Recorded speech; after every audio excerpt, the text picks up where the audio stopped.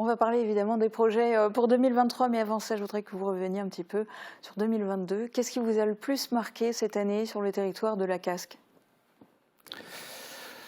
L'année 2022 n'a pas été très réjouissante, hein. Je crois que nous l'avons tous ressenti.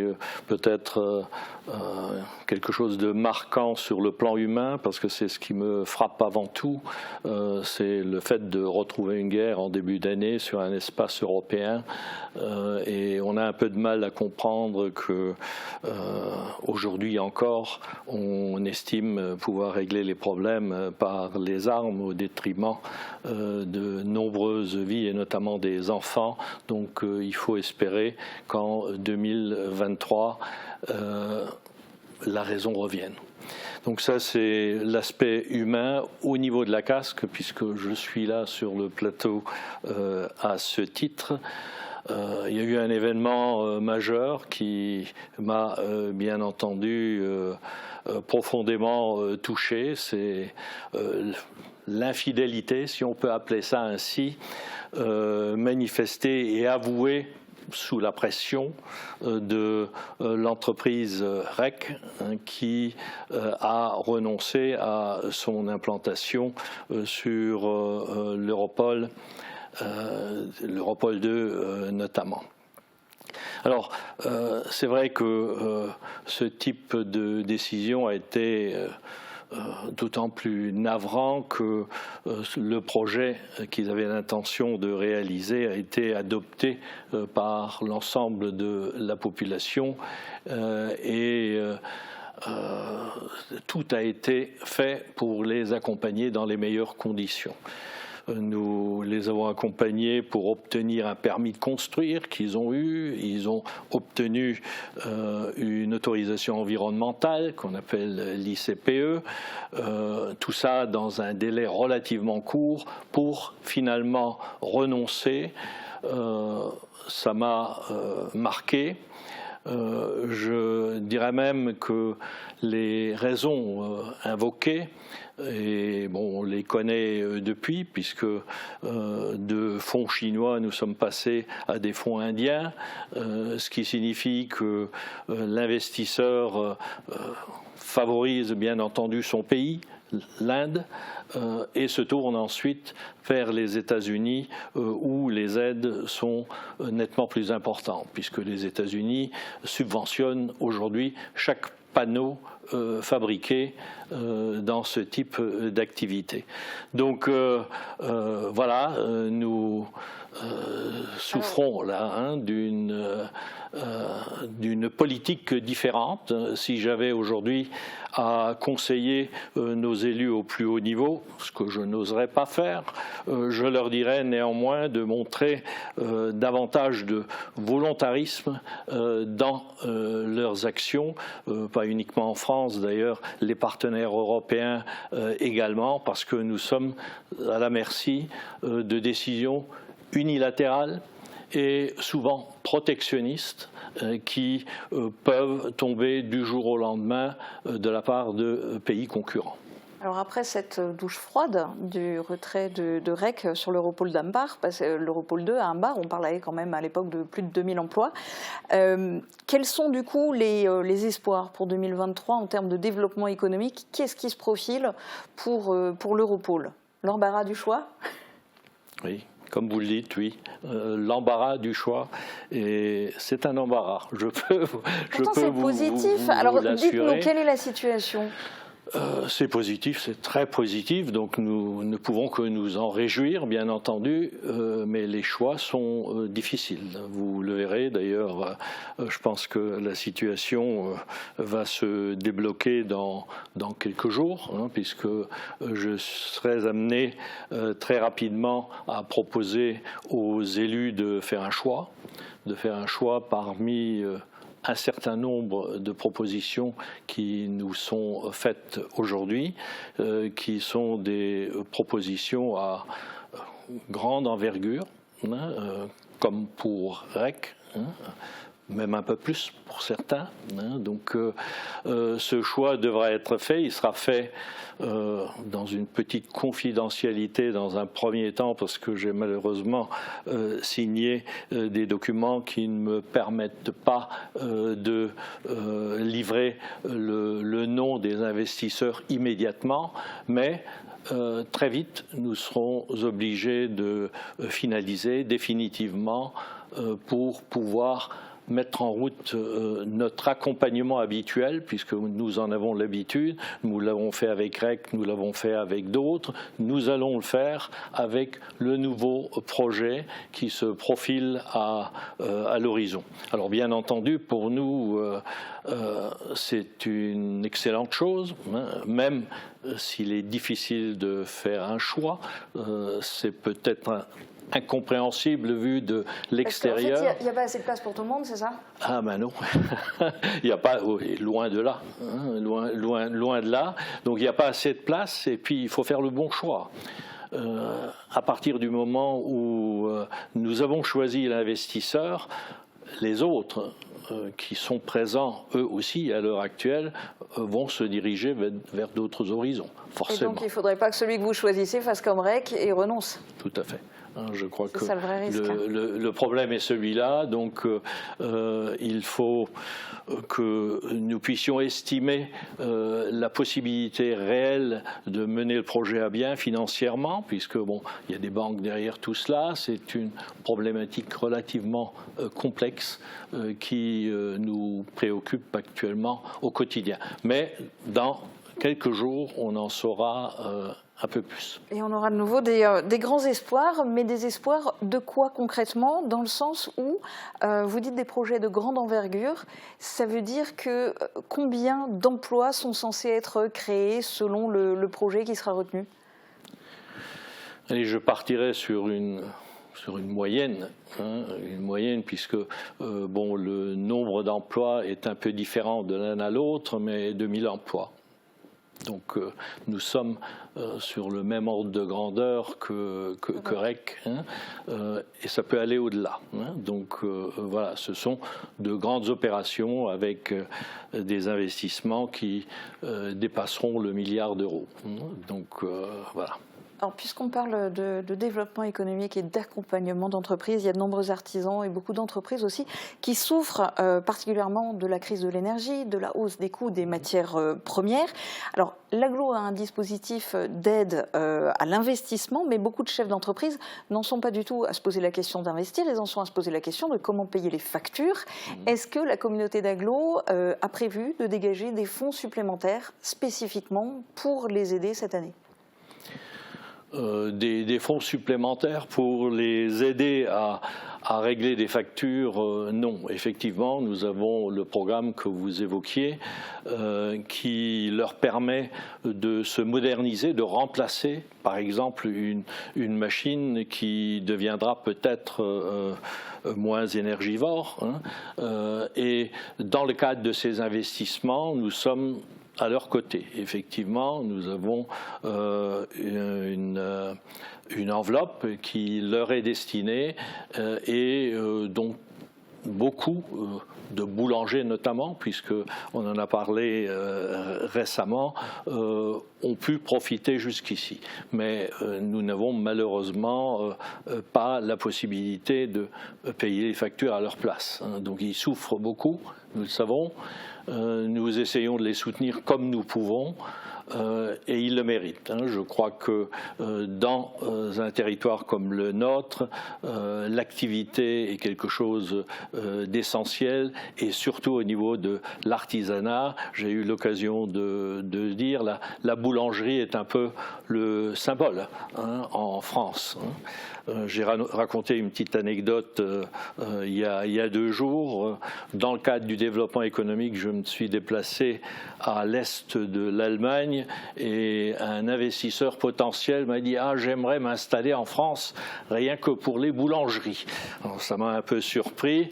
Il a rajouté avec les senteurs de pain, avec la chaleur qui se dégage dans ces boutiques, c'est exceptionnel et j'adore.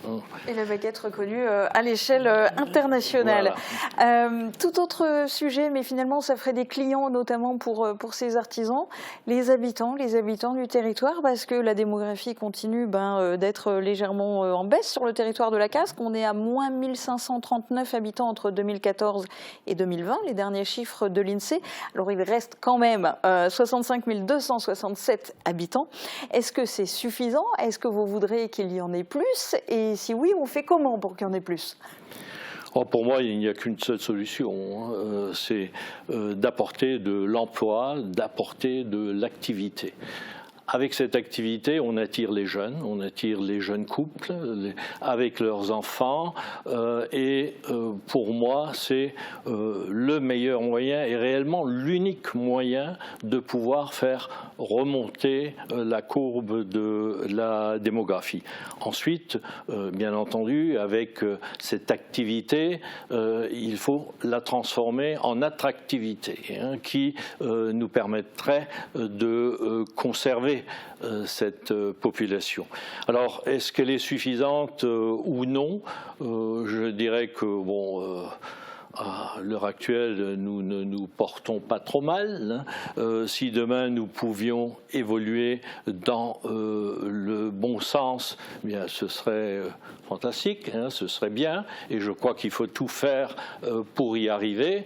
Il faut aussi que tout ce qui est nécessaire à l'accueil de familles supplémentaires suive, notamment la construction de logements, et dans les catégories qu'il faut également, puisque il y a dans ce potentiel qui pourrait se rajouter à notre population des situations très différentes. Il y a des familles qui sont capables de payer des loyers forts, et il y en a d'autres qui ont plus de difficultés à ce niveau. Donc il faudra tenir compte de tout, mais c'est un travail que nous ferons d'ailleurs sur notre territoire en relation avec le projet que nous avons évoqué avant. Et on en saura plus dans quelques jours, on le rappelle. Alors, pas encore pour tous les habitants, mais pour de plus en plus d'entre eux. Les gestes du quotidien ont changé. Depuis l'an dernier, l'apport volontaire des recyclables se met progressivement en place avec l'apparition de bornes dans les communes de l'agglo. Une nouveauté qui fait couler beaucoup d'encre et qui fait grincer beaucoup de dents. Tout le monde est loin d'en être content de ce nouveau système. Vous, est-ce que vous regrettez de ne pas avoir décidé de maintenir le porte-à-porte? Quel est le premier bilan que vous en dressez? Pour l'instant, je ne regrette pas ce choix. Vous savez, c'est toujours difficile. Nous nous sommes appuyés sur une étude. Je ne suis pas trop partisan de ce genre d'études, mais enfin, dans ce cas précis, elle a été faite. Et le nombre de solutions proposées n'est pas énorme. Donc il y a ce qu'on pratique aujourd'hui dans certaines intercommunalités, soit une poubelle supplémentaire à rajouter aux autres, soit des sacs transparents comme nous les connaissions à l'époque déjà, les sacs jaunes transparents, ou alors l'apport volontaire comme nous le mettons en place, puisque bon, ce choix a été fait par notre interco et il faut assumer aujourd'hui. Et il faudra veiller à ce que les choses se passent de la meilleure des manières. Je crois que aucune des trois solutions que je viens d'évoquer est sans faille. Je crois qu'il y a des problèmes, quel que soit le choix. Le problème de l'apport volontaire, c'est les sacs qu'on trouve autour des conteneurs notamment. Oui, mais en même temps, beaucoup de gens disent oui, mais les bornes sont pleines. Ben justement, pourquoi on retrouve ces sacs autour de ces bornes? Parce qu'elles sont pleines et que, bon, il faut reconnaître qu'il y a aujourd'hui comment vous dire ça, mais nous avons un planning de vidage ou de vidange de ces bornes qui est en constante évolution. Donc nous observons ce qui se passe sur le terrain. Dans une même commune, vous avez une borne qui est remplie 2 fois plus vite qu'une autre parce que les gens ont davantage l'habitude d'aller à tel ou tel endroit.